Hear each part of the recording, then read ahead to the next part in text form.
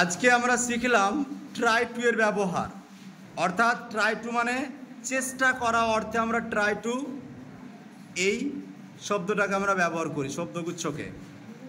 ঠিক আছে, এই ট্রাই টুকে ব্যবহার করে আমরা অনেক বাক্য সহজেই বানিয়ে ফেলতে পারবো। তো আজকে আমাদের সামনে উপস্থিত কে? জয়া। তার মুখ থেকে ট্রাই টু দিয়ে কিছু বাক্য আমি বাংলায় বলবো, সেটাকে জয়া ইংলিশে ট্রান্সলেট করে আমাদেরকে শোনাবে। তো জয়া, বোঝার চেষ্টা করো, বলার চেষ্টা করো, যাওয়ার চেষ্টা করো, আসার চেষ্টা করো, হাসার চেষ্টা করো, পড়ার চেষ্টা করো, লেখার চেষ্টা করো।